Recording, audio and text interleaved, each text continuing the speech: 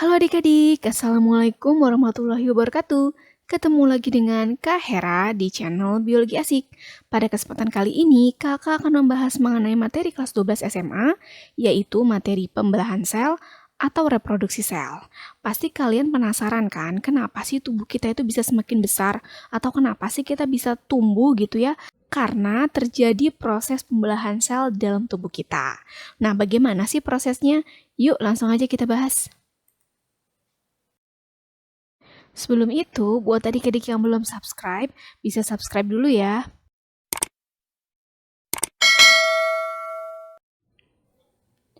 Nah, jadi reproduksi sel yang terjadi di dalam tubuh makhluk hidup itu bisa terjadi secara langsung ataupun tidak langsung.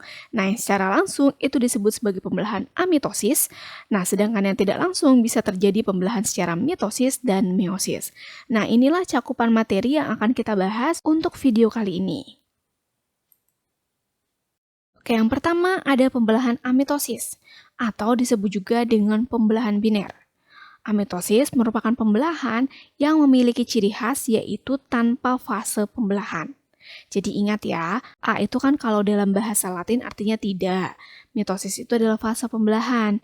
Nah, jadi amitosis itu adalah pembelahan sel yang tidak melalui fase-fase pembelahan. Jadi bukan tidak membelah, tapi tidak melalui fase pembelahan. Nah, amitosis ini hanya dilakukan oleh organisme prokariotik seperti bakteri ataupun alga biru. Nah, setiap pembelahan sel itu nanti akan memiliki tujuan sendiri. Nah, maka bakteri itu melakukan proses pembelahan biner atau amitosis dengan tujuan untuk perkembangbiakan atau memperbanyak diri. Nah, lalu bagaimana tahapannya?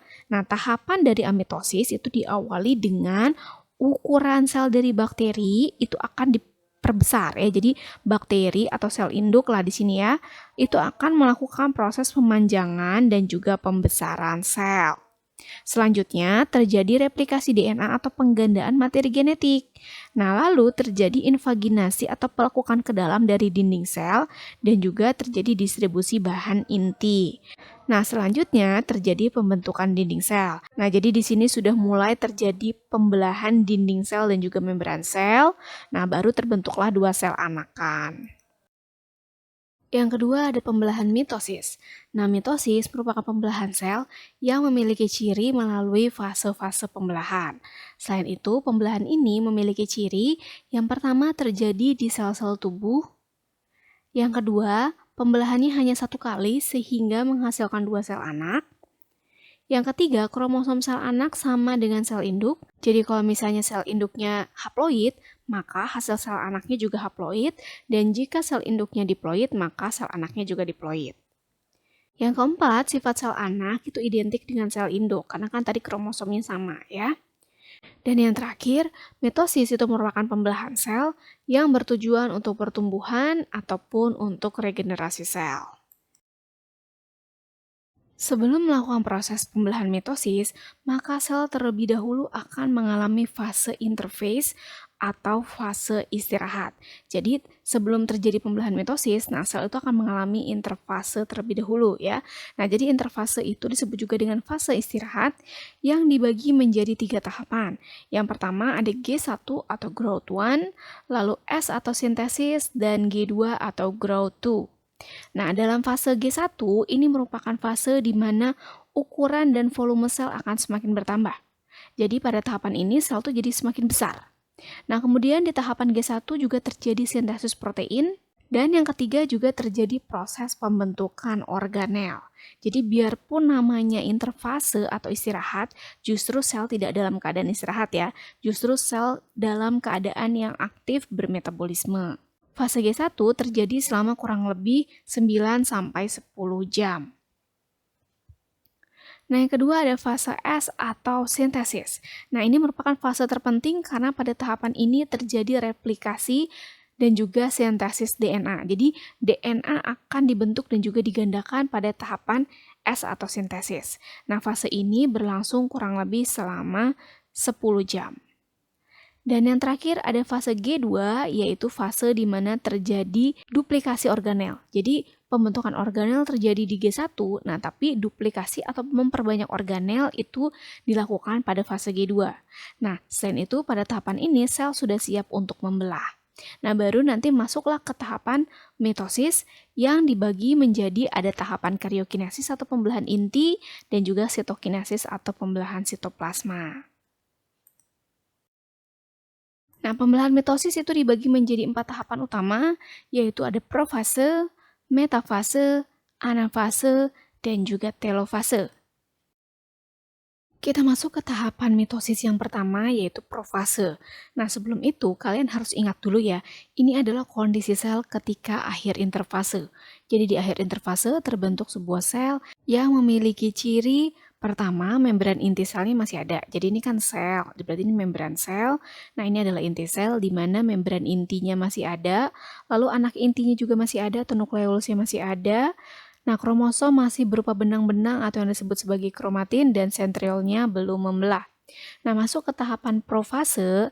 Nah, kromosom yang awalnya berupa benang-benang atau kromatin mulai menebal. Jadi kok kita urutin seperti ini. Jadi awalnya tadi benang-benang mulai menebal membentuk kromosom. Lalu kromosom mengalami duplikasi membentuk sister kromatid. Jadi ini adalah kromosom dengan sister kromatid karena ini kan kromatid yang satu dengan yang satu lagi bersaudara ya. Makanya disebut dengan sister kromatid. Sehingga nanti di akhir profase kromosomnya itu bentuknya udah seperti ini ya. Jadi sudah berbentuk sister kromatid. Nah, selanjutnya sentriol akan berpisah menuju kutub ya, kutub yang berlawanan dan nanti membentuk benang-benang spindle atau gelendong pembelahan. Nah, selanjutnya nukleolusnya mulai menghilang dan juga membran inti mulai menghilang atau melebur. Nah, tahap yang kedua adalah metafase. Nah, metafase ini adalah tahapan yang paling mudah untuk diamati. Kenapa? Karena kromosom atau sister kromatid itu mulai bergerak menuju bidang pembelahan ya, atau disebut dengan ekuator. Lalu kromosom atau sister kromatid mulai berderet-deret di tengah. Nah, jadi seperti ini ya. Jadi ciri khas dari metafase adalah kromosom tepat berderet di bidang ekuator atau di tengah-tengah seperti ini ya. Nah, tahapan ketiga ada anafase. Nah, pada tahapan ini, sister kromatid mulai berpisah menuju kutubnya masing-masing. Jadi, satu ditarik ke atas, satu ditarik ke bawah.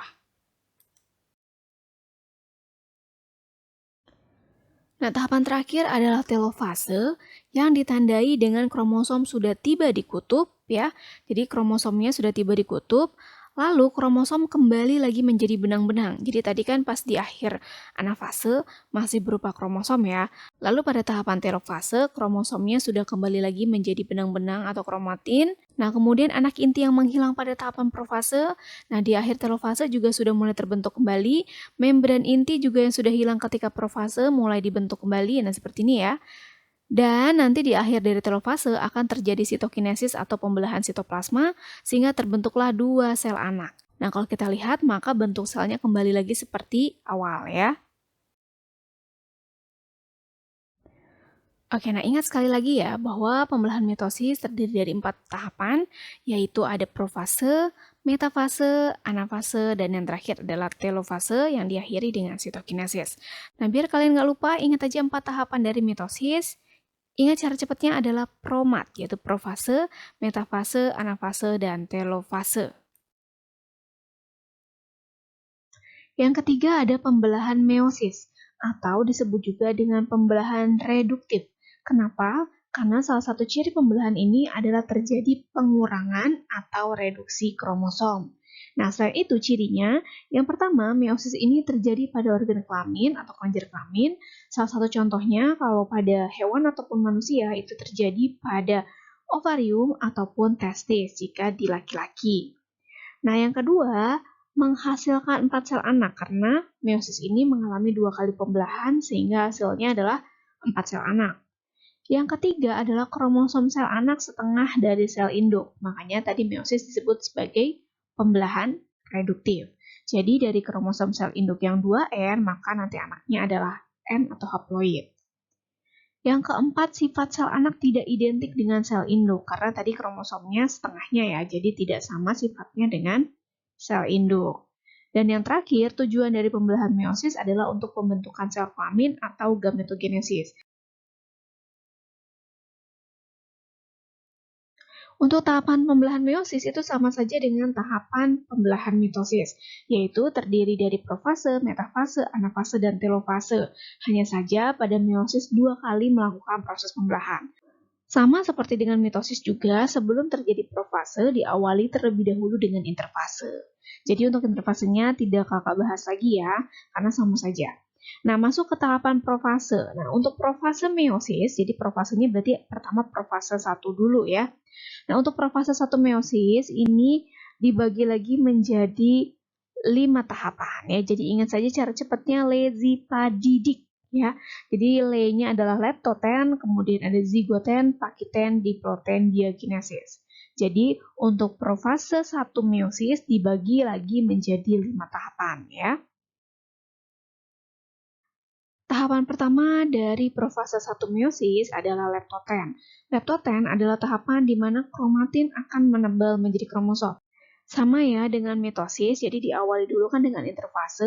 Nah, di akhir interfase kan kromosom itu dalam bentuk kromatin. Nah, pada tahapan leptoten, ini kromatinnya akan menebal menjadi kromosom. Nah, lalu tahapan yang kedua adalah zigoten, yaitu tahapan di mana kromosomnya itu saling berpasang-pasangan, membentuk sinapsis seperti ini ya. Jadi nanti mulai berpasang-pasangan, nah terus membentuk sinapsis, ini nanti tempat terjadinya crossing over atau pindah silang. Yang ketiga ada pakiten, yaitu tahapan di mana kromosom mengalami duplikasi membentuk tetrad. Jadi kromosomnya mengganda tapi sentromernya tetap satu sehingga terlihat seperti tetrad. Keempat ada diploten, yaitu tahapan di mana terjadi pindah silang atau crossing over. Jadi pada tahapan ini terjadi pertukaran materi genetik. Nah, ini adalah kiasma atau titik temu dari kromosom homolog. Nah, di sini nanti terjadi pindah silang. Nah, yang terakhir adalah diakinesis, yaitu tahapan di mana membran intinya mulai menghilang. Nah, seperti ini kelihatan ya, nukleolusnya juga sudah mulai menghilang, dan sentriolnya kemudian membelah menuju kutub yang berlawanan. Nah, selanjutnya ada metafase 1. Nah, jadi metafase 1 sama saja seperti metafase mitosis ya. Jadi semua metafase cirinya adalah berderet di ekuator. Nah, bedanya kalau di metafase 1 meiosis, yang berderet di ekuator adalah pasangan kromosom homolog. Tahapan ketiga adalah anafase 1. Nah, jadi pada tahapan anafase itu juga sama, pasti menuju kutub ya. Bedanya, kalau di anafase 1 meiosis yang menuju kutub adalah si kromosom homolog. Dan yang keempat adalah telofase 1, di mana di sini sudah terlihat ya bahwa kromosom sudah tiba di kutubnya masing-masing, lalu nanti membran inti mulai terbentuk kembali, sentriolnya juga mulai dibentuk kembali, dan terjadi sitokinesis atau pembelahan sitoplasma sehingga nanti terbentuklah 2 sel anak. Masuk ke profase 2. Nah, sebelum masuk ke profase 2, jadi di antara meiosis 1 ke meiosis 2 itu nanti terjadi yang namanya interkinesis. Nah, pada tahapan profase 2, nanti terjadi penebalan benang kromatin menjadi kromosom kembali. Karena kan di akhir telofase, kromosom yang sudah terbentuk, ya kan, kembali lagi menjadi benang-benang kromatin, ya kan. Lalu di profase 2, benang-benang kromatinnya akan menebal lagi menjadi kromosom. Nah, kemudian nukleolus dan membran inti melebur dan sentriolnya membelah. Jadi, ini tidak terjadi lagi duplikasi. Kalau misalnya di profase 1 kan terjadi duplikasi ya, terus terjadi crossing over. Nah, di sini sudah tidak terjadi lagi. Masuk ke metafase 2. Nah, ingat ya, ciri dari metafase adalah berada di bidang ekuator. Jadi berada di tengah-tengah bidang ekuator. Jadi metafase 2 pun kromosomnya berada di bidang ekuator. Nah, bedanya adalah kalau metafase 2 yang berderet di ekuator adalah kromosom. Jadi sudah bukan kromosom homolog. Kalau metafase 1 kan yang berderet sepasang-sepasang ya. Nah, kalau di metafase 2 yang berderet sudah tidak sepasang lagi atau sudah bukan kromosom homolog lagi. Masuk ke anafase. Ingat, semua anafase cirinya adalah menuju kutub. Nah, anafase 2 pun menuju kutub. Nah, yang menuju kutub adalah sister kromatin. Dan yang terakhir adalah telofase. Nah, sama ya, semua telofase itu kromosomnya tiba di kutub, nanti kembali lagi menjadi benang-benang kromatin, kemudian nukleolus dan membran intinya melebur, sehingga nanti terbentuklah 4 sel anak. Jadi ini 2 dan ini 2, sama-sama berkromosom haploid. Nah, sehingga bisa kita simpulkan ya, perbedaan dari pembelahan mitosis dan meiosis, yang pertama adalah dari tempat terjadinya. Jadi kalau mitosis itu terjadinya di sel-sel tubuh, sedangkan meiosis itu terjadinya di kelenjar kelamin atau di organ-organ reproduksi. Nah, untuk pembelahannya, kalau mitosis terjadi hanya 1 kali, sedangkan meiosis terjadi 2 kali pembelahan. Kemudian perbedaan yang ketiga adalah dari jumlah sel anak. Kalau mitosis jumlahnya adalah 2 sel anak karena hanya 1 kali membelah, sedangkan meiosis itu hasil sel anaknya ada 4 karena 2 kali melakukan proses pembelahan. Nah, lalu jumlah kromosom sel anaknya kalau mitosis itu sama dengan induk. Jadi kalau induknya diploid, maka anaknya diploid. Kalau induknya haploid, anaknya tetap haploid. Jadi tidak selalu diploid jadi diploid ya, tapi bisa saja sel induknya itu haploid. Yang penting harus sama dengan induk. Nah, kalau meiosis itu setengah dari kromosom induk. Jadi kalau kromosom induknya 2N, maka kromosom sel anaknya adalah N atau haploid. Lalu sifat sel anak yang dihasilkan. Kalau mitosis itu sifat sel anaknya identik. Kenapa? Karena ingat kromosomnya sama dengan induk. Sedangkan meiosis itu dia tidak identik atau bervariasi. Hal tersebut dikarenakan terjadi crossing over ketika di meiosis, jadi tidak identik. Nah, tujuannya kalau mitosis adalah untuk pertumbuhan dan regenerasi sel atau perbaikan sel ya. Jadi kalau kita sakit, biasanya kan sel-sel tubuh kita tuh banyak yang rusak. Nah, maka kita kan disuruh banyak makan ya kan, banyak makan makanan yang bergizi. Kenapa? Biar sel-sel kita tuh dibentuk kembali. Nah, melalui pembelahan mitosis. Nah, sedangkan meiosis itu tujuan utamanya sebenarnya untuk mereduksi kromosom ya, atau untuk mengurangi jumlah kromosom dan untuk pembentukan sel kelamin. Jadi sel kelamin itu kan haploid, nah karena direduksi ketika pada tahapan meiosis. Selanjutnya kita akan membahas mengenai contoh dari pembelahan meiosis. Jadi contoh pembelahan meiosis pada hewan itu adalah, atau manusia ya sama ya, itu adalah pada proses spermatogenesis atau pembentukan sel sperma dan oogenesis atau pembentukan ovum atau sel telur. Nah sebenarnya prinsipnya sama aja ya, jadi tahapan dari spermatogenesis dan oogenesis itu sama, hanya bedanya di hasil akhirnya saja. Oke, kita bahas dari yang spermatogenesis dulu atau pembentukan sperma. Ini terjadinya di testis atau tubulus seminiferus. Nah, diawali dengan dalam testis atau tubulus seminiferus itu terdapat sel induk dari sperma yang disebut sebagai spermatogonium. Nah, spermatogonium ini berkromosom diploid. Lalu spermatogonium akan berkembang menjadi spermatosit primer yang berkromosom diploid juga. Nah, spermatosit primer lalu akan membelah meiosis yang pertama. Meiosis 2 kali kan ya. Jadi, spermatosit primer kemudian akan membelah meiosis, maka jadi haploid ya. Namanya ini spermatosit sekunder. Nah, spermatosit sekunder lalu membelah meiosis yang kedua menjadi 4 spermatid. Jadi 1 kan jadi 2, ini 1 jadi 2. Maka hasilnya adalah 4 spermatid. Nah, spermatid inilah yang kemudian akan disalurkan ke epididymis. Nah, nanti spermatid ini lalu akan mengalami pendewasaan menjadi spermatozoa. Nah, jadi di sini terjadi tahapan spermiogenesis atau pendewasaan. Sedangkan oogenesis atau pembentukan ovum itu terjadi di ovarium dan prosesnya sama seperti spermatogenesis, diawali terlebih dahulu dengan sel induk dari ovum yang disebut sebagai oogonium. Oogonium lalu akan berkembang menjadi oosit primer, lalu oosit primer akan membelah meiosis yang pertama menjadi, nah ini bedanya ya, bedanya dengan spermatogenesis. Kalau oogenesis, nah ini oosit primernya membelah meiosis menjadi 2 sel, nah tapi yang satu oosit sekunder, nah yang satu itu disebutnya sebagai badan polar atau badan kutub primer. Jadi ini biasanya ukurannya lebih kecil dibandingkan oosit sekunder. Nah, selanjutnya oosit sekunder akan membelah menjadi satu ootit dan satu badan polar. Nah, sedangkan badan polar primer akan membelah menjadi 2, yaitu menjadi badan polar sekunder. Nah, ketiga badan polar ini kemudian akan mengalami reduksi atau tidak berkembang. Nah, hanya ootit saja yang nanti akan berkembang menjadi ovum. Sehingga kalau wanita itu akan menghasilkan satu ovum setiap bulannya ya. Nah, kalau misalnya spermatogenesis itu kan dari satu sel induk hasilnya 4 sperma dan 4-4-nya berfungsi. Sedangkan oogenesis itu dari satu sel induk hasilnya hanya satu ovum yang fungsional. Oosit primer itu sudah ada sejak wanita dalam masa embrio. Nah, jadi ini sudah ada sebelum lahir ya.